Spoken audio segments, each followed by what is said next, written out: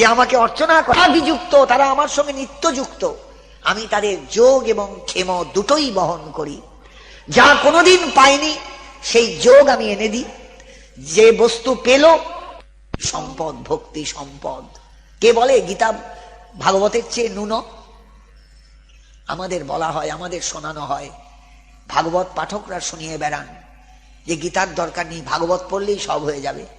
যোগক সেমং বহাম্মহং, যোগ শব্দের অর্থ কি? যা পাওয়া যায়নি সেই বস্তুর প্রাপ্তি। কি পাইনি বলুন তো সারা জীবনে? সব পেয়েছি, বাবা মা পেয়েছি, ভাই বোন পেয়েছি, টাকা পয়সা পেয়েছি, ধন দৌলত পেয়েছি। আমি মেল সেক্স হলে ফিমেল সেক্স পেয়েছি, আমি ফিমেল সেক্স হলে বিপরীতে মেল সেক্স পেয়েছি। আমার মৈথুনের কোনো তফাৎ সুযোগ হারায়নি, সব জীবনেই পেয়েছি। কুকুর হয়ে জন্মালে কুকুরই পেয়েছি, ছাগল হয়ে জন্মালে ছাগলই পেয়েছি, মানুষ হয়ে জন্মালে একটা নারী পেয়েছি, সব পেয়েছি, সব পেয়েছি, ভোগ পেয়েছি, সুখ পেয়েছি, সব পেয়েছি। কি পাইনি বলুন তো? একটা বস্তু পাইনি, ভগবত প্রেম। এর নাম যোগ, এর নাম যোগ। আমি যোগক্ষেম দুটোই বহন করি। যা কোনোদিন পাইনি তার নাম যোগ, আর যা পেলাম, আমি প্রেম পেলাম, প্রেমটাকে রাখবো কেমন করে? দুর্লভ সম্পদ রাখবো কেমন করে? যে হৃদয়ে ভগবান প্রেম দেন সেই মানুষটাকে, সেই ভক্তটাকে তিনি রক্ষা করেন। অর্জুনকে গীতাতে তাও বলেছেন, কন্তেয় প্রতিজানিহি নমে ভক্ত প্রণশ্যতি। অর্জুন, আমি বলবো না, তুমি আমার হয়ে জগতে প্রতিজ্ঞা করে শুনিয়ে দিও, আমার ভক্ত কোনোদিন নষ্ট হয়ে যায় না, আমি তাকে রক্ষা করি। তার হৃদয়ের প্রেম ধন আমি দিয়েছি, আমি তাকে টিকিয়ে রাখি, আমি তাকে বাঁচিয়ে রাখি। বলুন, গীতা পড়লে বুঝতে পারবেন, গীতার ভেতরে ঢুকলে বুঝতে পারবেন কি রস আছে গীতার মধ্যে, কি আনন্দ আছে গীতার মধ্যে, কি তৃপ্তি আছে গীতার শ্লোকে শ্লোকে। আপনার জীবন উজ্জীবিত হবে, আপনার জীবন আন্দোলিত হবে, আপনার জীবন আলোড়িত হবে, আপনার জীবন আশ্চর্য হয়ে শুধু অনুভব করবে, তুমি কেমন করে গান করো হে গুণী, আমি অবাক হয়ে শুনি। তুমি এমন করে গীতার গান গেয়ে গিয়েছো। গীতা মানেই তো সঙ্গীত, এটা জীবনের সঙ্গীত, জীবনের সঙ্গীত। গই ধাতুক ত প্রত্যয় করে গীত, স্ত্রীলিঙ্গে গীতা। তাহলে গীতা মানেই হলো জীবনের সঙ্গীত, জীবনের আনন্দময় সঙ্গীত। যে সঙ্গীত মানুষ এমনি এমনি উপলব্ধি করতে পারে না, আত্মস্থ হলে তবে উপলব্ধি করে, অন্তরে উপলব্ধি করে। ভগবান পার্থ সারথী অন্তরের এই রথের মধ্যে বসে, বাসুদেব এই রথের মধ্যে বসে, এক হাতে জ্ঞান মুদ্রা নিয়ে, এক হাতে পাঞ্চজন্য শঙ্খ নিয়ে, এক হাতে লাগাম নিয়ে, এক হাতে ছোপটি নিয়ে জ্ঞান মুদ্রায় উপদেশ দিচ্ছেন আমাকে, অর্জুনকে। আমি অর্জুন, আমি জীবাত্মা, আমি আত্মসমর্পণ করেছি তাঁর চরণে। কার্পণ্য দোষ উপহত স্বভাব পৃচ্ছামি তাং ধর্ম সমূঢ় চেতা যচ্ছেয় সৎ নিশ্চিতং ব্রুহিস্তন্মে শিষ্যস্তেহং সাধিমাং তাং প্রপন্ন। গীতার 2য় অধ্যায়ের শ্লোকটা দেখবেন, অর্জুন কার্পণ্য দোষে উপহত বলে নিজেকে অনুভব করছেন।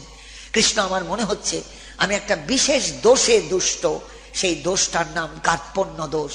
আমি আমাকে জানি না, আমি যে কে আমাকে জানি না। আমরা পরিচয় দিই আমি মেয়ে মানুষ, আমরা পরিচয় দিই আমি বেটা ছেলে, পরিচয় দিচ্ছে আমি বৈষ্ণব, পরিচয় দিচ্ছে আমি ব্রাহ্মণ, পরিচয় দিচ্ছে আমি হিন্দু, পরিচয় দিচ্ছে আমি মুসলমান, পরিচয় দিচ্ছে আমি খ্রিস্টান, পরিচয় দিচ্ছে আমি ধনী, পরিচয় দিচ্ছে আমি দরিদ্র, পরিচয় দিচ্ছে আমি রূপবান, পরিচয় দিচ্ছে আমি বুদ্ধিমান বিচক্ষণ, পরিচয় দিচ্ছে আমি পণ্ডিত, পরিচয় দিচ্ছে আমি গোস্বামী সন্তান। একটাও আমার পরিচয় নয়, একটাও আমার পরিচয় নয়। কেননা এই দেহটার পরিচয় আমার পরিচয় নয়, কারণ দেহ এবং আমি এক নই। আমি আত্মা, দেহটা হলো প্রকৃতির প্রদত্ত একটা খাঁচা। প্রকৃতি একটা খাঁচা দিয়েছে। আমরা যেমন ভাড়াটে বাড়িতে গিয়ে বাস করি, বাড়িওয়ালা আলাদা, বাড়িওয়ালা সেই ঘরের মালিক, আমি ঢুকেছি এই পর্যন্ত, যেদিন আমাকে অপছন্দ হবে ঘাড়ে ধাক্কা দিয়ে বলবে গেট আউট। প্রকৃতিও যেদিন প্রয়োজন ফিরে মিটে যাবে আমাকে ঘাড়ে ধাক্কা দিয়ে বলবে আমি কেড়ে নিলাম তোমার খাঁচাটা, তুমি আবার যাও শূন্যে ঘুরে বেড়াও। যেদিন প্রকৃতি তাড়িয়ে দেয় বা আমি সরে যেতে বাধ্য হই, সেদিন আমার অবস্থান, আমি নিরালম্ব বায়ুভূত নিরাশ্রয়। শাস্ত্র পড়ে দেখবেন আত্মার অবস্থান কোথায়, বায়ুভূত নিরাশ্রয়। কেউ নেই আমার, কেউ নেই, আমি কোথাও যেতে পারবো না, আমি কোথাও চলতে পারবো না। তারপর যদি প্রকৃতি কৃপা করে আবার বৃষ্টির ধারার সঙ্গে নেমে আসবো মাটিতে, ফসলের মধ্যে দিয়ে, শস্যের মধ্যে দিয়ে ঢুকবো, মানুষ বা প্রাণী খাবে, আমি সেই প্রাণীর দেহে প্রবেশ করে যদি পুরুষ হয় তার শুক্রে পরিণত হব, যদি নারী হয় তার শনিতে রূপ নেব। এইবার শুক্র শনিতের মিলনে আবার আমি ফার্টিলাইজড হব, কোনো একটা জঠরে কোনো মাকে পেয়ে সেই মায়ের পেটে গিয়ে ঢুকবো। এইভাবে আমার আসা যাওয়া চলছে অনন্তকাল। অনন্তকাল যাবৎ জননং তাবৎ মরণং, তাবৎ জননী জঠরে শয়নং, ইতি সংসারে স্ফুটতর দোষ, কথমিহ মানব তব সন্তোষ। যেমন জন্মাচ্ছ তেমনি মরবে, যেমনি মরবে তেমনি আবার একটা মায়ের পেটে আসবে। জগতের এটাই হলো আসল কথা, এটাই দোষের কথা। শুনলে কষ্ট পাবে। তা তুমি কিসে সন্তুষ্ট আছো? তুমি মনে করো না যে এইবারই মায়ের পেট থেকে বেরিয়েছো, আবার মায়ের পেটে ঢুকবে। সেটা কচ্ছপ মাও হতে পারে, সেটা গিরগিটি মাও হতে পারে, সেটা টিকটিকি মাও হতে পারে, সেটা ভেড়া মাও হতে পারে, গরু মাও হতে পারে, ছাগল মাও হতে পারে। কোন মা হবে তার তো ঠিক নেই কিচ্ছু। প্রকৃতির খেয়ালে, বৃষ্টির ধারায় সাইবেরিয়ায় গিয়ে তুমি পড়বে, না আফ্রিকায় গিয়ে পড়বে, না প্রশান্ত মহাসাগরের মধ্যে ঝপ করে পড়ে যাবে, একটা মাছ খেয়ে ফেলবে, কিচ্ছু বলা যাবে না। অনিশ্চয়তাটা বুঝতে পাচ্ছেন? একটা দেহ প্রাপ্তির অনিশ্চয়তা কতখানি। এই জন্য বলা হয় মনুষ্য জীবনটা দুর্লভ। দুর্লভং মানুষং জন্ম তদপি অধ্রুবং অর্থদম। প্রহ্লাদ বলছেন তার দৈত্য বালকগণকে, কৌমার আচরেত প্রাজ্ঞ ধর্মান ভাগবতানিহ, দুর্লভং মানুষং জন্ম তদপি অধ্রুবং অর্থদম। মনুষ্য জীবনটা দুর্লভ। আপনাকে কেউ গ্যারান্টি দিতে পারবে না আগামী জীবনে আপনি মানুষ হয়ে আসবেন। আপনার কর্মফল আপনাকে কোথায় নিয়ে যাবে, কোন আস্থা করে নিয়ে ফেলে দেবে, কোথায় নিয়ে ফেলবে আপনিও জানেন না, কেউ আপনার পাশে যারা আছে স্ত্রী পুত্র কন্যা কেউ বলতে পারবে না, কারুর বলার ক্ষমতা নেই। এইরকম একটা অনিশ্চয়তার মধ্যে জীবন যেখানে যাপন করছি, সেখানে আমাকে কতটা তৈরি হয়ে জগৎ থেকে যেতে হবে বুঝতে পারছেন? এই জীবনে আমি কর্মফল শেষ করে ফেলতে পারবো ভোগ করে তা নয়, আবার এই জীবনের কর্মফল তো আগামী জীবনে ভোগ করতে হবে। অতএব আমাকে চেষ্টা করতে হবে যাতে সমস্ত কর্ম ফলাকাঙ্ক্ষা শূন্য হয়ে জগতে করতে পারি। কথাটা ভীষণ কঠিন। গীতার নিষ্কাম কর্মযোগ অত সহজ নয়। শেষ কথাটা বলে নিয়ে কথাটায় আসি। তৃতীয় যে মহাপ্রস্থান সেটা হলো ন্যায় প্রস্থান। এই ন্যায় প্রস্থান হলো যে প্রস্থান আমাকে ঈশ্বরের কাছে নিয়ে যাবে। এটা হলো বেদান্ত দর্শন। তাহলে উপনিষদ, মাঝখানে গীতা, তারপরে এই বেদান্ত দর্শন। এই বেদান্ত দর্শনের ভাষ্য হলেন শ্রীমদ্ ভাগবত। তাহলে ভাগবতে যাওয়ার আগে আমি যদি স্মৃতিপ্রস্থানটা আলোচনা না করি, গীতা যদি আলোচনা না করি, আমি গ্যালপ করে চলে গেলাম না, কিছুই দেখলাম না, না উপনিষদ দেখলাম, না গীতা পড়লাম, গীতা বুঝলাম, একবারে চলে গেলাম ভাগবতে, কি লাভ হবে জানেন? ভাগবত শুনেও কিছু বুঝবো না, পড়েও কিছু বুঝবো না, আলোচনা করেও কিছু বুঝবো না, যা আমাদের সমাজে হচ্ছে। সব জায়গায় ভাগবত পাঠ হচ্ছে, কই সমাজ তো একটু পাল্টাচ্ছে না, মানুষের চরিত্র তো একটু পাল্টাচ্ছে না, কই চুরি ছিনতাই তো বন্ধ হয়ে যাচ্ছে না সমাজ থেকে, কই নোংরা মতো বন্ধ হয়ে যাচ্ছে না সমাজ থেকে, কই আমার আমার আমি আমি এই আমিত্ববোধ তো বন্ধ হচ্ছে না সমাজ থেকে। কেন হচ্ছে না? কারণ আমরা যারা ভাগবত শুনতে যাচ্ছি, পাঠ করতে যাচ্ছি, আমরা শ্রোতাও নই, বক্তাও নই। কারণ আমরা তো ওই দুটো যে মহাপ্রস্থান সে দুটোকে স্বীকার করিনি। আমরা শ্রুতিপ্রস্থানকেও অস্বীকার করেছি, আমরা স্মৃতিপ্রস্থানকেও অস্বীকার করেছি, লাভ দিয়ে চলে গিয়েছি ভাগবতে। যেহেতু মহাপ্রভু ভাগবতের কথা বলেছেন, সবাই আমরা গৌর বলি, নিতাই বলি, চলো ভাগবতে যাই। কিন্তু দেখা গেল ভাগবতে যেতে গেলে যে অবধূত হতে হয় সুখদেবের মতন, সে ধারণাটা মাথায় নেই। ভাগবত শুনতে গেলে যে পরীক্ষিতের মতন সর্বত্যাগী হতে হয়, এ ধারণাটা মাথায় নেই। টাকার মতলাও সামলাচ্ছি, আবার ভাগবতও পাঠ করছি, ভাগবতও শুনছি। কি করে হবে ভাগবতের কৃপা? বুঝতে পারছেন বিষয়টা? আমাদের জন্য ভাগবত নয়, সোজা কথাটা জেনে রাখুন। যতই যে রাগ করুন আমার উপর, আমি অপ্রিয় বাস্তব সত্য কথাটা বলতে বাধ্য। ভাগবত পারমহংস সংগীতা। যারা পরমহংস, ভাগবত তাদের জন্য, আর গীতাটা আমাদের জন্য। আমরা হলাম গীতার অধিকারী, কারণ আমরা সংসার পথে রথ নিয়ে চলছি।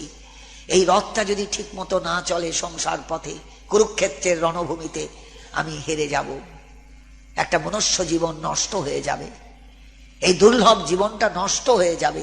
এই দুর্লভ জীবনটা নষ্ট হতে দেওয়া ভালো না এটাকে সার্থক করাটা ভালো? বলুন তো কোনটা সত্যি? বুঝতে পারছেন বিষয়টা? আমার রথটা যদি ভেঙে যায়, আমার রথটা যদি গন্তব্যে না পৌঁছয়, তাহলে জীবনটা নষ্ট হয়ে গেল, মনুষ্য জীবনটা নষ্ট হয়ে গেল। সেই কারণে এই দেহ রথটা যাতে ঠিক মতো গন্তব্যে পৌঁছয়, গোবিন্দ বলছেন গীতার শেষ অধ্যায়ে, ঈশ্বর সর্বভূতানাং হৃদ্দেশে অর্জুন তিষ্ঠতি ভ্রাময়ন সর্বভূতানি যন্ত্রারূঢ়ানি মায়া তমেব শরণং গচ্ছ সর্বভাবেন ভারত। অর্জুন, তোমার ভেতরে ঈশ্বর বসে রয়েছেন, ভ্রাময়ন সর্বভূতানি, সব জীবকে তিনি নাচিয়ে বেড়াচ্ছেন, যন্ত্রারূঢ়ানি মায়া, নিজের মায়া শক্তি দিয়ে যন্ত্রী যেমন যন্ত্র চালায়, তিনিও তেমনি অনন্ত জীবকে চালিয়ে নিয়ে বেড়াচ্ছেন। তুমি যদি ঠিক মতো পৌঁছতে চাও গন্তব্যে, তমেব শরণং গচ্ছ, তার আশ্রয় নাও। তার আশ্রয় ছাড়া কোনোদিন তুমি যথার্থ গন্তব্যে পৌঁছতে পারবে না। তমেব শরণং গচ্ছ সর্বভাবেন ভারত। শরণ নেবে মানে কি ওই সকালবেলা 8 ঘন্টার জন্য ঠাকুর ঘরে শরণ নেবে তা নয়। তোমার যা কিছু আছে, আমার যে সব দিতেই হবে সে তো আমি জানি, আমার যত বিত্ত প্রভু, আমার যত বাণী, সব দিতেই হবে। সর্বভাবেন ভারত, তোমার যা কিছু আছে সব তার চরণে দিয়ে দাও, নিজের বলে কিছু রেখো না। এই জগতে তুমি কিচ্ছু নিয়ে আসনি, এই জগতে তুমি কিচ্ছু নিয়ে আসনি। বিদ্যা নয়, বুদ্ধি নয়, চিন্তা শক্তি নয়, জ্ঞান নয়, অর্থ নয়, বিত্ত নয়, গাড়ি নয়, বাড়ি নয়, ধন নয়, দৌলত নয়, কিচ্ছু নিয়ে আসনি। তুমি সাদা হাতে এসেছিলে। তুমি ভেবে নাও আমার কিচ্ছু নেই, যা দিয়েছ তোমার দান, আমি তোমায় সব দিয়ে দিলাম। এইভাবে তার শরণাগত হও, দেখবে তিনি তোমায় রক্ষা করবেন, তিনি তোমায় সব সময় রক্ষা করে যাবেন। এইটাই হলো গীতার উপদেশ। কিন্তু তোমায় সংসার পথে চলতে হবে এই রথটাকে চালিয়ে নিয়ে। তুমি তো চালক নও, তুমি তো যোদ্ধা, তুমি তো অর্জুন, তুমি তো রথী, আর সারথী হলেন তিনি। তুমি শরণাগত হও তার, দেখবে তিনি তোমার রথ নিয়ে এগিয়ে যাবেন। এই হচ্ছে গীতা। বিশ্বাস করুন, জীবনের মন্ত্র, জীবনের গান, জীবনের অনুভব, জীবনের রস যদি সত্যিই অনুভব করতে হয়, তাহলে গীতাকে প্রতি মুহূর্তে স্মরণ করে দেখবেন আপনি জীবনটাকে কেমন উপলব্ধি করছেন। আমার 5 বছর আগের আমি কি 6 বছর আগের আমি আর আজকের আমি নিজে উপলব্ধি করি, সেদিন আমার গীতাটা কিন্তু এতটা আমার আয়ত্তের মধ্যে ছিল না। আমার 14 বছর বয়সে পইতে হলো। বাবা বললেন যে আহ্নিক করবার সময় 1 অধ্যায় গীতা পড়ো, 1 অধ্যায় চণ্ডী পড়ো। বাবার কথাটা মান্য করেছিলাম। 20 বছরের মধ্যে গীতা চণ্ডী আমার মুখস্থ, কিন্তু বুঝিনি কিছু। বিশ্বাস করুন, কিচ্ছু বুঝতে পারিনি। আজকে জীবনের প্রৌঢ় দশায় এসে যখন পৌঁছেছি, 62 বছর পার হয়ে যাচ্ছে, 63 ছুঁই ছুঁই, তখন মনে হচ্ছে ভাগ্যিস বাবা বলেছিলেন। সেই কারণে গীতার বোধটা জীবনের সায়াহ্ন বেলায় যখন এলো, আমি সত্যি অন্তরে দারুণ দারুণ উল্লসিত। এই জীবনে আমার এই বাকি কাজটা আমার শেষ হয়ে গেল। ভাগবত পাঠ হয়েছে একবার, সম্পূর্ণ ভাগবত। আমি ভাগবতের তাত্ত্বিক দিকটা বুঝতে পেরেছি তার কৃপায়। গীতাটা উপলব্ধি করার পর মনে হয়েছে ভাগবত থাকুন ভাগবতের জায়গায়, আমার জীবনে যেন গীতার বোধটা আসে। এটাই আমার জীবনের চলার পথের মন্ত্র। কারণ আমি তো সংসার পথে চলছি, এখনো তো আমি সংসার ছেড়ে যেতে পারিনি। পরীক্ষিতের মতন একখানা কুশাসন নিয়ে সমস্ত রাজধানী রাজ্যর সবকিছু ছেড়ে দিয়ে গঙ্গার তীরে এসে কুশাসনটা পেতে সবকিছু ভুলে তো বসতে পারিনি। তার জন্য যতক্ষণ সেটা না হচ্ছে ততক্ষণ আমার গীতা জীবনে প্রয়োজনীয়। যেদিন আপনি বুঝতে পারবেন যে সংসারে আমার কেউ নেই, আমি একেবারে একক, আমার জন্য কেউ কাঁদলেও আমি তার দিকে ফিরেও তাকাবো না যুধিষ্ঠিরের মতন, সেই দিন আপনি ভাগবতের অধিকারী, ওই পরীক্ষিতের মতন। এখনো তো আপনার জন্য স্ত্রী অপেক্ষা করে আছে, এখনো তো আপনার জন্য ছেলে মেয়ে অপেক্ষা করে আছে, এখনো তো আপনার জন্য পাড়া প্রতিবেশী অপেক্ষমান। ওই দাদা না এলে মিটিংটা হবে না, শুরু হবে না। বলুন, অস্বীকার করুন। ওনাকে না এলে রাসের মিটিং হবে না, আমাদের রাস পূর্ণিমার পুজোই হবে না। তাহলে এখনো তো আপনার জন্য চারপাশের লোক অপেক্ষা করে আছে। আপনি কাকে ছাড়বেন, কাকে ত্যাগ করবেন? আপনি কি করে ভাগবতের অধিকারী হলেন? আপনি এখনো সমাজের সামাজিক একজন ব্যক্তি, যুদ্ধের একজনা যোদ্ধা, কর্মপথের একজনা কর্মী। আপনাকে নিষ্কাম কর্ম নিয়ে এই সংসার রণভূমি পার হতে হবে, যুদ্ধ করতে হবে, কিন্তু কোন রকমের কোনো কামনা নিয়ে